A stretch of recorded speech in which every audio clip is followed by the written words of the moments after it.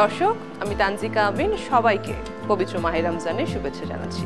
Topper cookware মজার রান্নার আজকের এই আয়োজনে আমি আছি পুরোটা সময় আপনাদের সাথে, এবং আমার সাথে থাকছেন একজন শেফ যিনি অনেক মজার একটা রেসিপি আপনাদের সঙ্গে শেয়ার করবেন।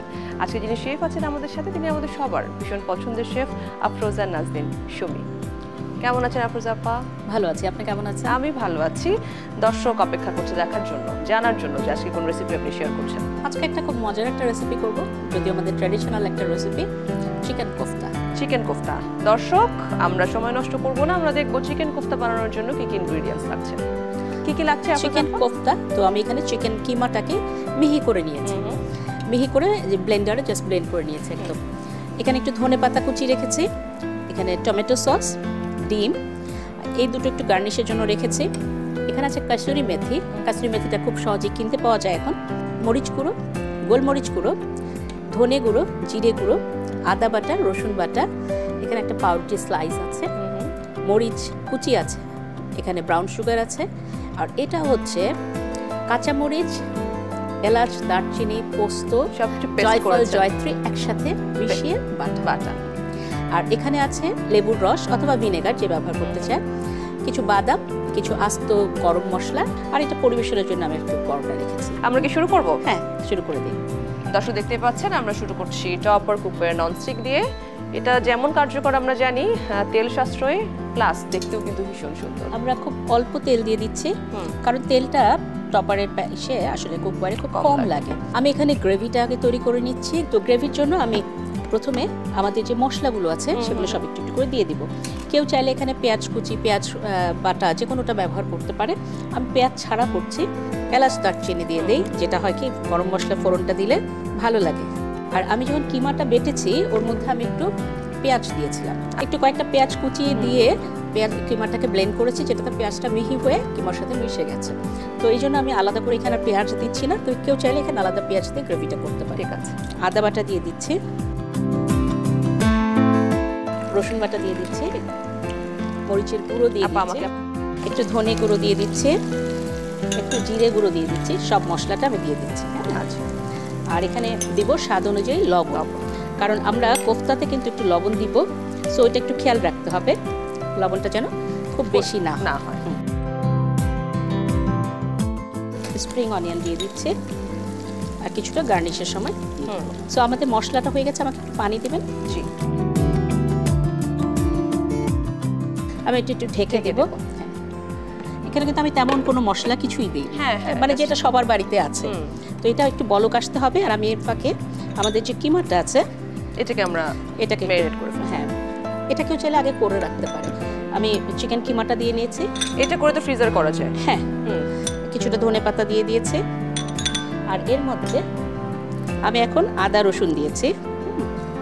আর এখানে আমি আলাদা করে মরিচ গুঁড়ো দিচ্ছি না, যেহেতু এইখানে পেস্টটার মধ্যে আমার কাঁচামরিচ বাটা, এলাচ, দারচিনি, জয়ফল, জয়ত্রী, পোস্ত একসাথে বাটা আছে এবং এটাতে একটা দারুণ ফ্লেভার আসে। সো এই বাটাটা আমি দিয়ে দিচ্ছি। একটু হালকা ব্রাউন সুগার দিচ্ছি, যার বাড়িতে ব্রাউন সুগার নেই সাদা চিনি ব্যবহার করবে, অথবা আখের যে চিনিটা আছে সেটা ব্যবহার করতে পারে। এখানে আমরা একটু লেবুর রস দিয়ে দিব, কেউ চাইলে ভিনেগারও দিতে পারে।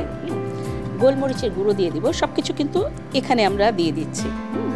ইনগ্রেডিয়েন্টসগুলো দেওয়া হয়ে গেছে। এখন একটা জিনিস বাকি আছে, যেটা হচ্ছে বাইন্ডিংয়ের জন্য আমরা একটা পাউরুটি দিতে পারি। হ্যাঁ, পাউরুটিটা একটু হালকা পানিতে ভিজিয়ে নিলে যেটা হবে নরম হবে। আচ্ছা, আমাকে একটু পানি দিবেন। হ্যাঁ, আমি ধারটা ফেলে নিয়েছি, পাউরুটি 4 ধার ফেলে। খুব বেশি পানি কিন্তু আমরা দিব না। আমি কিন্তু এই যে একদম মিহি করে নিচ্ছি। হ্যাঁ, আর এখানে যাবে হচ্ছে ডিম। ডিমটাও বাইন্ডিংয়ের কাজ করবে।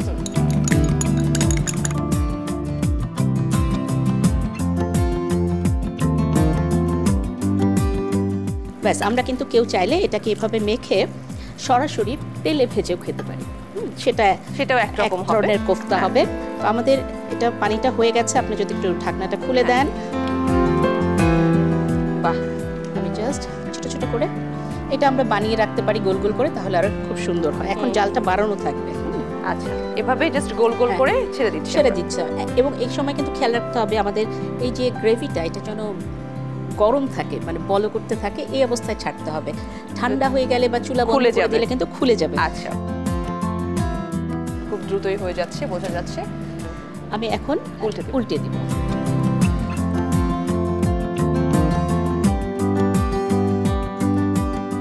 এখন আমি একটু যে সসটা আছে আমাদের চিলি সসটা, এটা একটু দিব। এটা দিলে কি হয়, কালারটা সুন্দর আসে।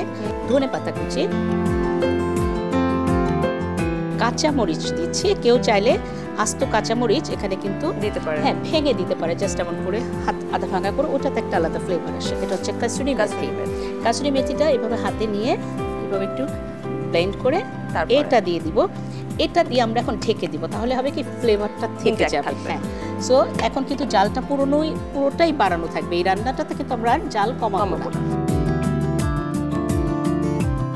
এখন জাস্ট পরিবেশন করব। হ্যাঁ, আমরা যাই প্লেটিং এ।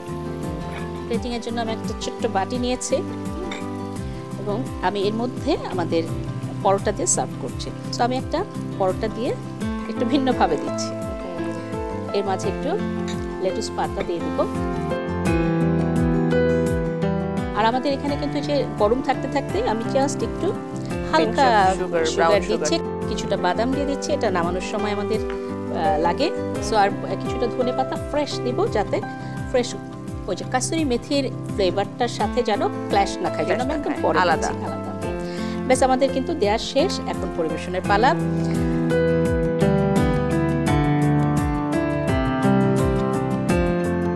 আর এখানে আমার যে মরিচ গুঁড়োটা আছে উপরে, না ওটা আমি জাস্ট